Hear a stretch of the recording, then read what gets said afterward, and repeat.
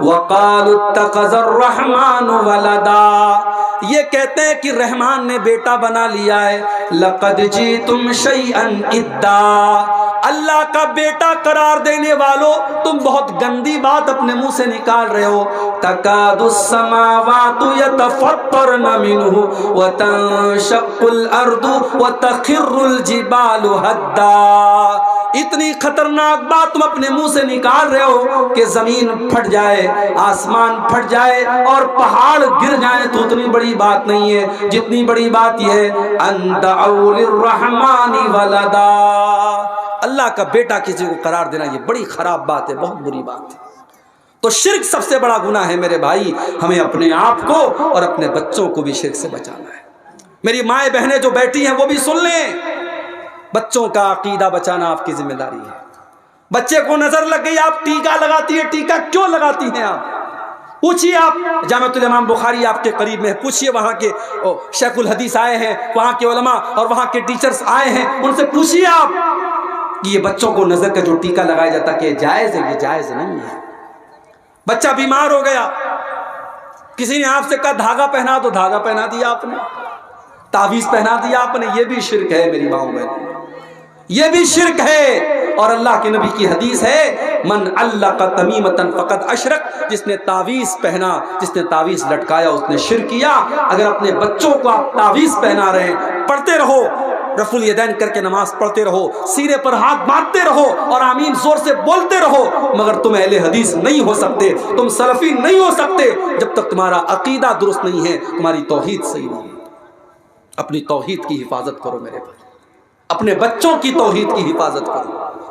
ابراہیم علیہ السلام جیسا پیغمبر دعا کرتا ہے وَجُنُبْنِي وَبَنِيَّ أَن نَّعْبُدَ الْأَصْنَامَ، اے اللہ تو مجھے بھی بت پرستی سے بچانا اور میری اولاد کو بھی تو شرک سے بچانا، میری اولاد کہیں بت پرستی میں نہ پڑ جائے، میری اولاد کہیں شرک میں نہ پڑ جائے۔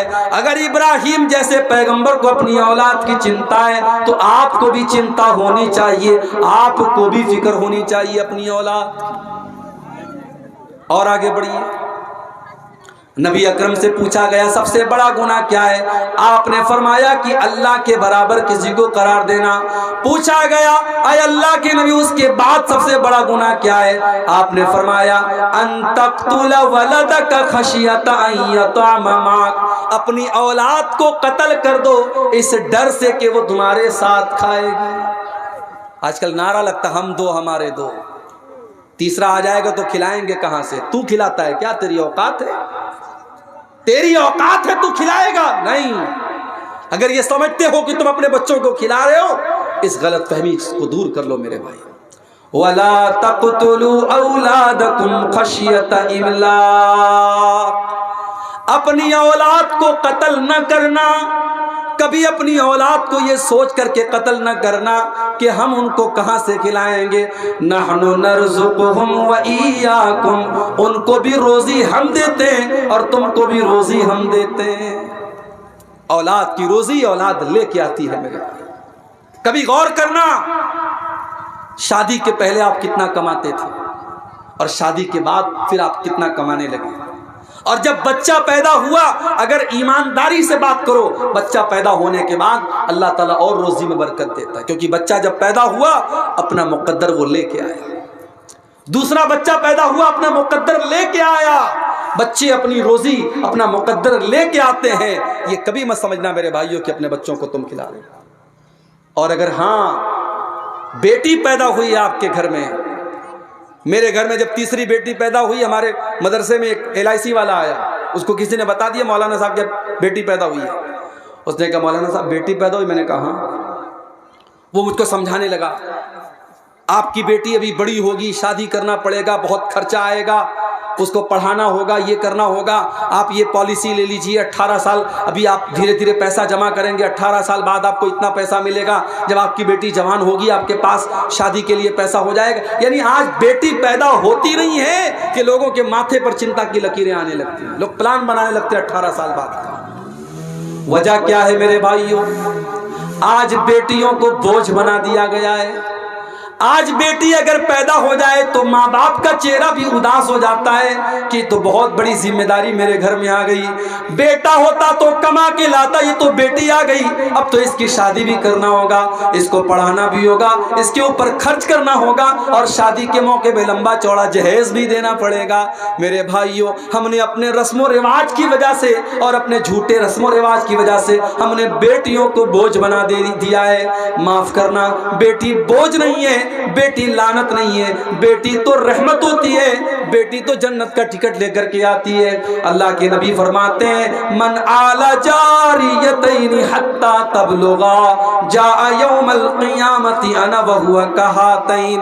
آپ نے اپنی دونوں انگلیوں سے اشارہ کر کے فرمایا کہ دو بیٹیوں کو جس نے پالا اور دو بیٹیوں کی جس نے صحیح طریقے سے پرورش کی, وہ جنت میں اپنے نبی کے ساتھ رہے گا. وہ قیامت کے دن اس طریقے سے نبی کے ساتھ آئے گا جیسے یہ دونوں انگلیاں ایک دوسرے کے ساتھ آتی ہیں.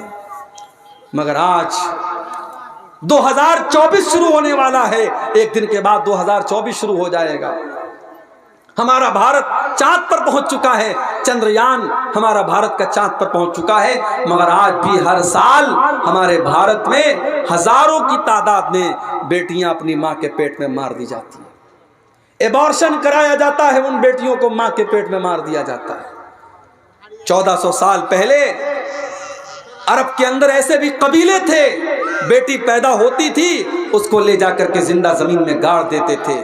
مگر آج کا انسان اتنا بے رحم ہو چکا ہے, اس بیٹی کو پیدا ہونے بھی نہیں دیتا ہے, ماں کے پیٹ میں اس کو ختم کر دیتا ہے. اور آپ جا کر کے یوٹیوب پر آپ دیکھیے, جب ایبارشن کیا جاتا ہے تو بڑی بے رحمی سے اس معصوم بچی کو یا بچے کو ماں کے پیٹ میں اس کے ٹکڑے ٹکڑے کیے جاتے ہیں, اس کے بدن کا قیمہ قیمہ کر دیا جاتا ہے. اور وہ بیچارہ بچہ جو ابھی پروسیس میں تھا, ابھی پیدا ہونے والا تھا, ابھی ماں کے پیٹ میں تھا, اس کو دواؤں کے ذریعے اور آپریشن کے ذریعے ختم کر دیا جاتا ہے. میرے پیارے ساتھیوں, اولاد کو قتل کرنا یہ بہت بڑا پاپ ہے. اور اگر اولاد کو قتل کرنا بہت بڑا پاپ ہے تو ایک بات اور مجھے کہنے دیجئے.